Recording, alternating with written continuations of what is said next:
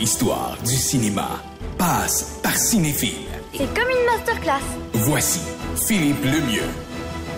Il est vêtu de son kit de Noël 2024, chandail. Il y avait ça. J'ai vu ta tuque tantôt. Ben oui, hey, t'as mis ton petit bonnet de lutin, là. Vous l'entendez, c'est Philippe le lutin qui est en studio. Philippe, comment tu vas? Salut, gang, ça va Salut. bien? La session est terminée, tout est sous Oui, contrôle. fait que t'es en vacances. Il me reste de la correction, mais tout est OK. sous contrôle. Ouais. Comment ça passe? Avant toujours, à ta chronique, je me pose des questions. Comment vont tes étudiants cette année? Tout ça? Ils vont très bien. Ils ont très hâte, là. Les finissants ont des beaux projets en chantier pour la fin de session, pour leur dernière session au cégep. Là, on doit tourner des films, comme tu le sais, puis ils ont très, très hâte. Là. Pour ceux qui ne te connaissent pas, parce que tu es prof, bien sûr, de cinéma ici au cégep de Saint-Jérôme.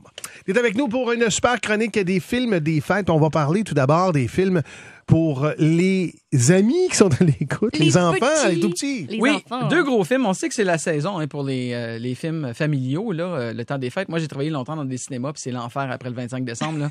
C'est plein. Eh oui, c'est sûr. Puis 2 gros films qui prennent l'affiche le 20 décembre. Donc, d'abord, Sonic le Hérisson 3, donc la suite très attendue des 2 derniers, où Jim Carrey revient dans le rôle de Robotnik. Puis je le mentionne parce qu'il y avait clairement et publiquement annoncé sa retraite d'Hollywood et du cinéma. Et il y a une citation, à moins que l'on m'offre un scénario exceptionnel qui vaut son poids en or. Alors là, les réalisateurs, ce qu'ils ont fait, c'est qu'ils ont envoyé le scénario imprimé avec de l'encre en or. Arrête. Oui, 24 Pour carats. reprendre Là. ses mots. Puis il a trouvé ça tellement drôle que finalement, il a accepté. Mais il a aussi dit récemment en entrevue qu'il avait acheté beaucoup de trucs puis qu'il avait besoin d'argent. Fait que... Ça a l'avantage d'être clair.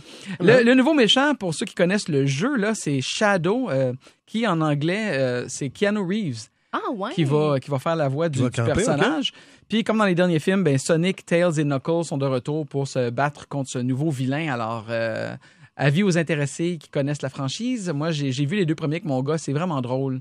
C'est vraiment intéressant. Fait que ceux qui aiment ça, là, un 3e volet qui prend l'affiche. Écoute, je te lance une question comme ça. Peut-être que tu n'es pas au courant sans vouloir te coincer ou te peinturer dans le coin. Est-ce que Keanu Reeves, c'est sa première expérience en doublage? J'ai envie de te dire non. OK. Mais j'ai pas d'exemple qui me viennent à l'esprit, là. Non, c'est ça. Moi aussi, j'ai rarement entendu. Ah non, attends. Il a fait le cascadeur dans Histoire de jouets 4. Ah ouais. Ah oui, c'est lui qui fait ça? Oui, qui faisait le cascadeur canadien, d'ailleurs, parce que c'est un Canadien. Là, c'était peut-être sa première fois. Impossible de coincer notre prof en cinéma. Impossible, il connaît tout. Je suis content. Puis là, il y a un autre film qui s'en vient là, bientôt. Puis moi, j'ai été une grande fan quand j'étais petite des Rois Lions. Mais là, c'est l'histoire du vilain. Là. Oui, en fait, c'est la suite de la reprise du Roi Lion. Oui, c'est là, ça. OK, intitulée Mufasa. Mufasa. Et donc, c'est l'histoire de Mufasa qui était orphelin et qui a été adopté par la famille de Taka qui va devenir Scar. Ouais, c'est éventuellement. ça, OK. Fait que c'est toute cette histoire-là qui est racontée encore en prise de vue en numérique, mais avec une allure réelle, là, comme on a vu récemment. Le film est dédicacé à James Earl Jones. Maya, James Earl Jones, c'est celui qui faisait la voix de Mufasa à l'origine dans le film animé des années 90. C'est aussi lui qui donnait la voix de Darth Vader. OK. Et il est décédé récemment et c'est pour ça que le film lui est dédicacé. Puis pour ceux qui s'en souviennent, à l'époque, il y avait eu un Roi Lion 2 animé dans lequel on nous avait présenté Kiara, qui était la fille de Simba et Nala. Ouais. Eh bien, elle fait une apparition aussi dans ce film-là. Donc, pour les vrais fans là, du Roi Lion, là, il y a vraiment beaucoup à se mettre sous la dent là, dans ce nouveau film. Ah oui. Puis, si je me trompe pas, c'est-tu la fille de Beyoncé qui va prêter sa voix aussi dans ce film-là? Oh, wow! Là, tu m'apprends quelque chose. Je pense que oui. Je suis pas certaine. On ira vérifier, là, mais je pense que oui, c'est la fille de Beyoncé. Ça aurait du bon sens. Oui, vraiment. Je pense qu'elle va être excellente. Ça va être une de ses premières fois, justement, en doublage. Expérience, tout ça. Oui, exact. Ça se propage de mère en fille. Hein? Oui, le talent, c'est dans cette famille. Souvenez-vous que quand on était jeune, ça nous a marqué, hein, les films de jeunesse, tout ça. Moi, j'en avais 2 personnellement, TQ, que je manquais pas. C'est un film d'animation, bien sûr, les 12 travaux d'Astérix qui reviennent année après année. Oui, à Ciné Cadeau notamment. Ah, ben oui, puis la Maison des Fous. Parfois, on a l'impression de le vivre, mais ça, c'est un autre affaire. Directement. Et j'avais bien sûr La Guerre des Tucs, des contes pour tous de Roch Demers, qui est un classique aussi, que je regardais à chaque année. Et qui a été refait en animation. Oui, tout à fait, oui, tout à fait. Ouais. Ça avait été bien fait aussi. Oui, moi, à l'inverse, j'aimais le Grincheux, la bande animée là, à l'origine. Puis elle a été faite en prise de vue réelle, justement, avec Jim Carrey. Oui, et refait encore en numérique récemment. C'est une histoire qui est tout le temps renouvelée. Là. Hey, tu vas pas être fier de moi, Phil, parce que j'avais jamais vu le Grincheux avant cette année. Je l'ai regardé récemment. Là. Ben écoute, je veux dire, comme je dis à mes élèves, il n'est jamais trop tard. Man. Non, c'est ça. Jamais trop tard. C'est bon, j'ai vraiment aimé ça, vraiment. Très cool. Ben écoute, tu restes là, Phil, parce qu'après ça, on parle, et au retour, on parle des films pour les grandes personnes. Oui. Maintenant. Assez, ne bougez pas. Avant de poursuivre avec notre chroniqueur invité, vous le connaissez, c'est Phil Lemieux. Il faudra être très attentive à la seconde portion de la chronique, parce qu'on a un cadeau, Maya. Ouais, on a un super beau cadeau pour vous. Vous pourriez remporter 2 bûches de Noël pour le temps des fêtes grâce au Toit Rouge. C'est 2 bûches que vous allez pouvoir faire déguster pour 6 à 8 personnes. Hein? Une bûche au chocolat et une bûche aux framboises. Donc, soyez à l'affût. De retour avec notre prof de cinéma ici au Cégep de Saint-Jérôme, Phil Lemieux, qui nous jase de films. On a parlé un peu plus tôt des films pour la jeunesse et les tout-petits. Maintenant, parle-nous des films pour les grands, parce qu'il y en a pour nous autres aussi. Oui, c'est ça. Oui, ça demeure une saison importante pour les grandes sorties. Il y a 2 films qui sortent le jour de Noël, le 25 décembre. Le premier s'intitule A Complete Unknown. Et en fait, c'est l'histoire de Bob Dylan. Wow. Et en particulier, ce concert controversé en 65 où il a passé de l'acoustique à la guitare électrique. Pour les fans de Bob Dylan, ça a été quand même un moment marquant là, de son histoire. Donc, on traite de ça. Puis le titre Complete Unknown vient en fait de la chanson Like a Rolling Stone que Bob Dylan interprète. Là, ça vient de cette chanson-là. C'est Timothée Chalamet, que l'on connaît pour Dune, évidemment, qui interprète le rôle de Bob Dylan. Mais c'est pas juste une question de jouer le rôle.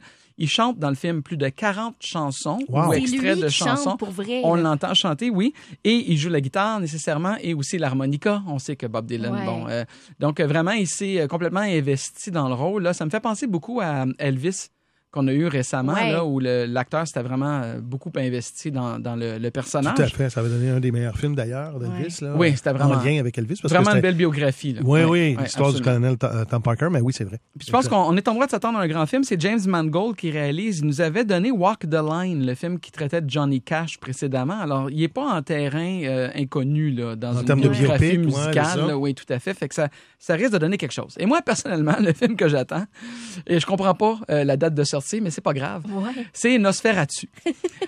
Donc, pour ceux qui ne savent pas, c'est un classique de l'histoire du cinéma d'horreur réalisé en 1922 pour la première fois. Un film de vampire. Oui, en fait, c'est inspiré de Dracula directement du roman, mais ça avait été une adaptation illégale. Il n'avait pas acheté les droits d'auteur à l'époque, en 1922. Okay. Et la veuve de Bram Stoker, en voyant le film, avait poursuivi le scénario. C'est la première grande histoire de poursuite légale dans l'histoire du cinéma, en fait. Puis le juge lui avait donné raison. Effectivement, c'est une copie de Dracula. Littéralement, oui. Et le studio avait été obligé de fermer ses portes. Il avait eu la chance de faire un seul film, c'est Nosferatu. Et là, c'est Robert Eggers qui nous donne cette adaptation-là. Il a fait The Witch, La Sorcière, en 2015, puis aussi Le Phare ou The Lighthouse en 2019. Ah oui, OK. Des films très atmosphériques qui prennent leur temps. Je pense qu'ils ont un bon rythme pour Nosferatu. Mais c'est vraiment la distribution, je pense, qui est extraordinaire. Bill Skarsgård joue le vampire éponyme. Ceux qui connaissent l'horreur, il joue Pennywise, le clown détraqué dans ça. Là. Oui. C'est maintenant lui qui joue Nosferatu. Lily Rose Depp joue le rôle principal féminin. Donc, on le sait, c'est la fille de Johnny Depp et de Vanessa Paradis. Oui, excellente, vraiment. Oui. Nicholas Hoult joue son mari. Alors, lui, c'est intéressant parce que l'année dernière, il a joué dans un film qui s'appelle Renfield. Et Renfield, c'est l'esclave de Dracula. Et dans ce film-là, c'était Nicolas Cage qui jouait Dracula. Fait qu'il y a déjà un lien avec toute cette histoire-là de vampire, sauf que là, il change de rôle, évidemment. Et dans la même catégorie, Willem Dafoe, que l'on aime beaucoup, que l'on connaît, qu'on a vu récemment dans Beetlejuice, lui, il joue le chasseur de vampires dans Nosferatu. Okay. Mais il a déjà joué Nosferatu. Ah ouais? Okay. Oui, dans un film de 2000 qui s'appelle Shadow of the Vampire, qui racontait l'histoire du tournage de Nosferatu. Mon Dieu, OK, tout est dans tout. Les liens sont là. C'est fou. C'est un lien incroyable. Fait que là, il a passé du vampire au chasseur de vampires. Mais il incarne les rôles. Peu importe, il livre tout le temps de performances extraordinaires. Là. Fait que j'ai très hâte de voir ce film. Ben oui, ça se comprend. Alors, si on fait juste faire un petit wrap-up, comme on dit, rapide pour les tout-petits et pour les grands, à voir pour Noël, il y en a des films. Absolument. Tu sais, pendant que tu envoies tes enfants voir Sonic le Hérisson, mais toi, tu peux aller voir Nosferatu ou Complete Unknown. Oui, exact. Est-ce qu'on peut redonner les titres? Oui, donc Sonic le Hérisson 3, Mufasa, qui est la suite du Roi Lion, A Complete Unknown, l'histoire de Bob Dylan, et Nosferatu, le vampire, ou, si vous voulez le pogner, Nosferatu. Exact. Philippe, écoute, on va se reparler. On se dit pas tout de suite joyeux temps des fêtes parce que tu vas faire partie de notre spécial du temps des fêtes dans notre émission. Je l'apprends, super. Tout un Noël, t'as le temps un peu de te préparer, t'as une couple de jours. Oui. Quand même, et tu vas nous jaser des classiques de Noël quand tu seras de retour. Bon, je vais aller travailler de ce pas. Vas-y, mon petit lutin. Merci, Phil. Bye. Salut. Alors, j'espère que vous avez été attentifs. Je pose une question. et pour un super cadeau que Maya va vous décrire dans un petit moment. La question est la suivante, tout simplement, que ce soit pour les petits ou les grands, je vais avoir un seul titre qui sera à l'affiche dans le temps des fêtes. Facile, là. Ça commence ce vendredi, soit dit en passant.